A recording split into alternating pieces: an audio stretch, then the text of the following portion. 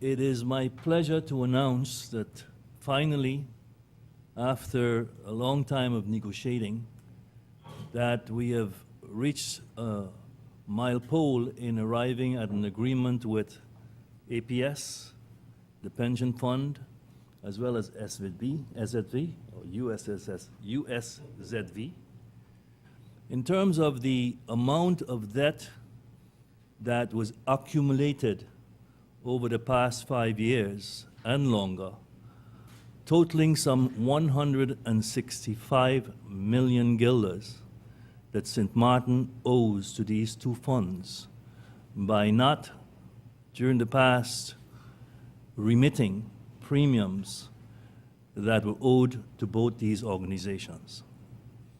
The agreement that has been negotiated is not without pain on both sides, and I got to thank USZV as well as the APS for cooperating in reducing the outstanding claim somewhat, and for cooperating with a settlement arrangement that was required by the CFT in order to be able to give approval to our budget. These were one of the conditions that had to be met for the 2015 budget, which was not met. And I'm proud to say that we have now succeeded with this agreement to comply with this specific requirement from the CFT and gain control over the amount of money that is owed to these two organizations by government. As I said, it's not without pain, because part of the agreement is that the new government building and the land it stands on has to be sold and transferred to SZV, in part compensation of the debt that we have to them. Part of that money would also be paid out to APS to reduce part of their claim on government. Of course, I negotiated that we will have the option to buy back the building later on when we get our financial feet under us, and we have the funds to be able to do that, but I believe it's important to make this reservation in the agreement so that someday we can get the government building back for St. Martin. Part of the arrangement means that the settlement that we were expected from the Netherlands Antilles assets, that we had to pledge those funds we're supposed to get towards the debt that we have towards USZV and APS. With this, I think we've reached a milestone, because it seemed like an impossible task just a few weeks ago to resolve this main issue, which was a impediment in getting the CFT to approve of our budget. And with this, we are now heading in the right way and expect that this obstacle no longer will be an obstacle to get approval of our budget once Parliament has issued its approval. So this debt that we've had for the past built up over more than 5 years, I can say is now under control. And the outlook is that in 3 years' time, this debt will be completely paid off. We will rent the building back from SZV at a rate of 6% of what the value of the building is. SZV will complete the building, will furnish the building at an additional amount that will be added to what we owe to them, and 6% of whatever they expended or invested in doing this will be the amount of rent that we'll be paying to SZV for the use of the building and the equipment. I got to say that this 6% will result in a substantial reduction in the monthly rent that we're presently paying for other buildings that we rent outside of the new government building. We will not be able to move in all departments that we have outside of this building who are presently renting. It's about 1.1 or 1.2 we pay a month. I believe that with this deal, the rent eventually become $300,000 to $400,000 a month that we will be paying, plus those that we didn't move into the building, and eventually we'll still have a monthly amount of 200,000 or 300,000 guilders that we'll be paying less every month than we're actually paying presently once the deal is completely done. So again, I want to thank Mr. Richards from APS for his full cooperation, and Mr. Glenn Carty from USZV, and we look forward to moving into this building on short notice. Thank you very much. Mr. Prime Minister? Well, Minister of Finance, I want to, on behalf of the entire Council of Ministers, thank you for the excellent negotiating that was done over the past weeks. I want to also thank publicly the Minister of Public Health for giving USZV the green light, giving the interim director the green light to proceed with this matter. With this, the responsibility now shifts to the Prime Minister, who is responsible for facility management, and between my ministry and SZV, we will be working diligently on ensuring that the building is not just completed. Our responsibility is not to complete it, but our responsibility is to provide the proper information in terms of what our requirements would be. How many desks, the kind of desk, how many chairs, how many this, how many that. And when all of that is completed, we, while that is being done, also need to put in place a moving in plan, not an evacuation, but we need to move in. Who moves in on Monday, who moves in on Tuesday, when this one will move in, when that one will move in. And there's a little fire that we have put on Glenn Carty, and knowing the way he operates, we have not too much fear that he will comply, but we are looking towards August, September to have the people in the building. Personally, I have said I want it in July, but that was a month ago. So unless Mr. Carty and his team work overtime, but we don't want to, like I say oftentimes, anything you say today will be held against you tomorrow. But important is that we have reached truly a milestone, that a building that I have as a member of the Island Council, and we are now Parliament going on 6 years, I have called it the white elephant with a green cap. We've called it the most expensive chicken coop in the world, and hopefully, within short, we can now say it is the most beautiful building in Phillipsburg, and it's the home of the government and government departments in St. Martin. So I want to thank you, Glenn, for the great support. Thank you, Mr. Richard, and thank you, Minister of Finance. I wouldn't say what some of the remarks that were made about the excellent negotiating skills the minister brought. Oftentimes we used to say, when you hear some business people get in government, and they say we need to have a business approach to things, and you would always hear the comments on the part of government or people who have been traditionally in government that yes, it's a different decision-making process, because in the private sector, you can make decisions faster. In business, in government, there is the bureaucratic procedures that you need to follow. But as you can see here, you have Mr. Richards and Mr. Marlin, who came mostly from a government background, but we are flanked by Mr. Gibson and Mr. Carty, who have business backgrounds, and putting the two together has resulted in an excellent combination.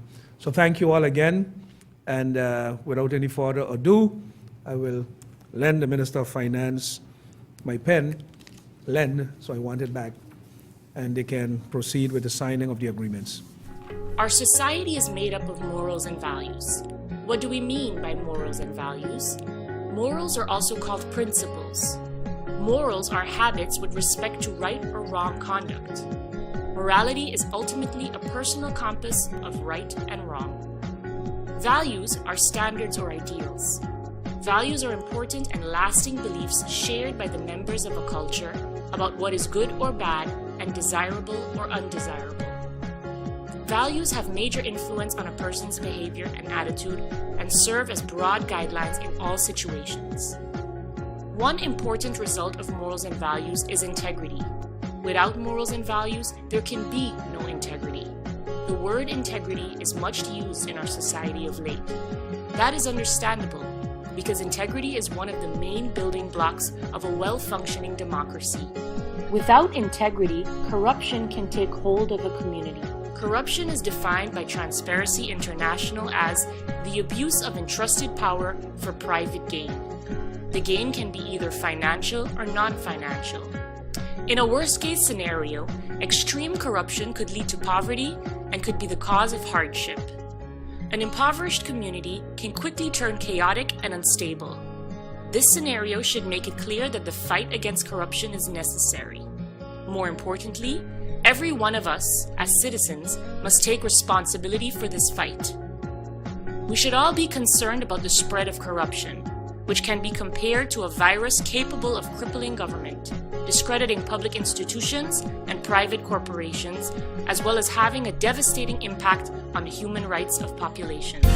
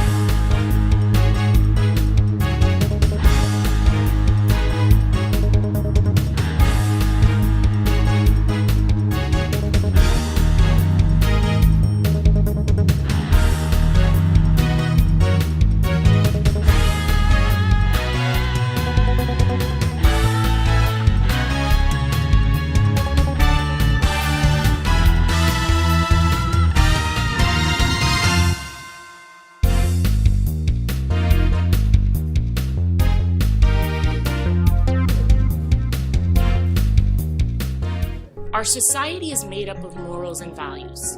What do we mean by morals and values? Morals are also called principles. Morals are habits with respect to right or wrong conduct. Morality is ultimately a personal compass of right and wrong. Values are standards or ideals. Values are important and lasting beliefs shared by the members of a culture about what is good or bad and desirable or undesirable. Values have major influence on a person's behavior and attitude and serve as broad guidelines in all situations. One important result of morals and values is integrity. Without morals and values, there can be no integrity. The word integrity is much used in our society of late. That is understandable, because integrity is one of the main building blocks of a well-functioning democracy. Without integrity, corruption can take hold of a community. Corruption is defined by Transparency International as the abuse of entrusted power for private gain. The gain can be either financial or non-financial. In a worst-case scenario, extreme corruption could lead to poverty and could be the cause of hardship. An impoverished community can quickly turn chaotic and unstable. This scenario should make it clear that the fight against corruption is necessary. More importantly, every one of us, as citizens, must take responsibility for this fight. We should all be concerned about the spread of corruption, which can be compared to a virus capable of crippling government, discrediting public institutions and private corporations, as well as having a devastating impact on the human rights of population. That we have to refer to the 6% of the value that is going to be paid in rent, because in the budget it says something like around 50 million. Well, we are going to have the building we're selling for 45 million, plus there's going to be about 15 million in repairs and furnishing and furniture, which comes up to about 60 million. And that is the And amount that we'll is be used to paying calculate the rent. 6% on that, will be paid in rent. Yeah. Okay. And then you said that that would come to between 300 and 400, and that's much less than, because currently the government pays something like 890,000 guilders per month in rent for buildings in the private About sector. 1.2. 1.2 even. About 1.2 million is paid monthly in rent. Uh-huh.